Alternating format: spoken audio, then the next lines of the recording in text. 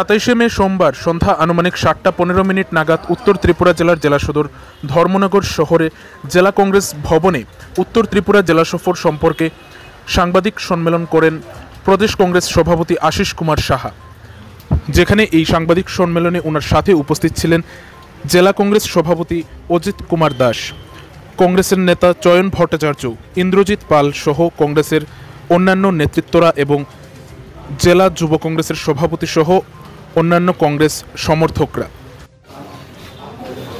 বিগত 5ই মে প্রদেশ কংগ্রেসের এক বর্ধিত সভা অনুষ্ঠিত হয় আগরতলায়। সেই সভার সিদ্ধান্তক্রমে রাজ্যের 7টি ব্লকে ব্লক সাংগঠনিক সভা করার সিদ্ধান্ত হয়েছিল।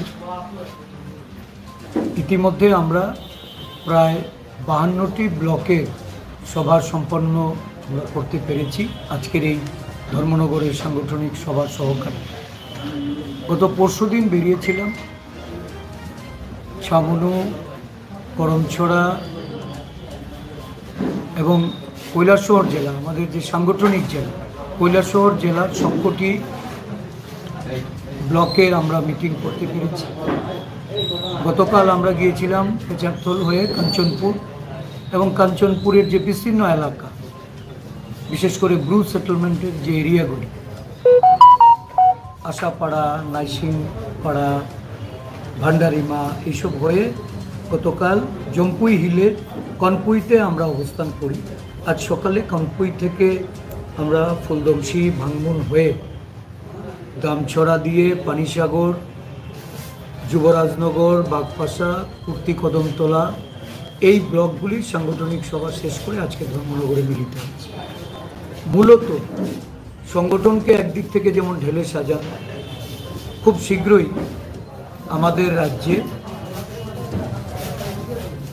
লোকসভা নির্বাচনের ফলাফল ঘোষণার পরপরই 6ই জুন থেকে পঞ্চায়েত নির্বাচনের প্রসেস শুরু হচ্ছে।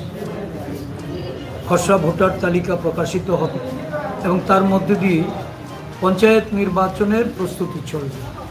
সংগঠনের পক্ষ থেকে পঞ্চায়েত নির্বাচনে লড়াই করার জন্য দলকে শক্তিশালী করা, প্রতিটা পঞ্চায়েতে লড়াই করার জন্য প্রার্থী বাছাই থেকে শুরু করে দলীয় পরিকাঠামোকে শক্তিশালী করে এই লড়াইয়ে কংগ্রেস দল যেন একটা বিশেষ ভূমিকায় থাকতে পারে।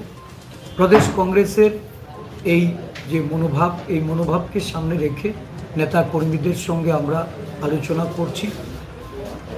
2টি লোকসভা নির্বাচন সম্পন্ন হয়েছে।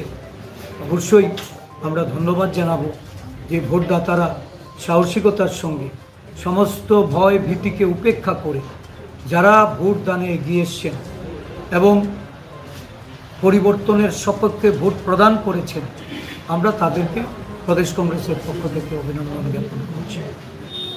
আমরা দেখতে পাচ্ছি রাজ্য প্রশাসন নির্বিকার, অভিভাবকহীন, রাজ্যের মুখ্যমন্ত্রী থেকে শুরু করে মন্ত্রীরা তারা ফেস্টিভ্যাল মোডে পশ্চিমবঙ্গে গিয়ে প্রচারে নিযুক্ত।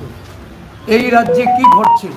আইন শৃঙ্খলার চূড়ান্ত অবনতি, আগ্নেয়াস্ত্র যত্রতত্র ব্যবহার হচ্ছে, প্রতিদিন মেয়েদের প্রতি খুন, ধর্ষণ থেকে শুরু করে তাদের শ্লীলতাহানি, এই ঘটনা এই রাজ্যের নারী নিরাপত্তার একটা প্রশ্নচিহ্নের মধ্যে এনে দাঁড় করিয়েছে। আইন শৃঙ্খলার অবনতি, এটা সারা দেশের মধ্যে ত্রিপুরা একটা অন্যতম জায়গা। এই ধরনের পরিস্থিতিতে আমরা বিরোধী দল হিসাবে সাংগঠনিক শক্তি নিয়ে আমরা যেন মাঠে নামতে পারি। কিছুদিনের মধ্যেই আমাদের রাজ্য পর্যায়ে একটা মিটিং হবে প্রদেশ নেতৃত্বে এবং সেখান থেকে আমরা কর্মসূচি নিয়ে সারা রাজ্যব্যাপী আন্দোলন সংগঠিত করার লক্ষ্যে আমরা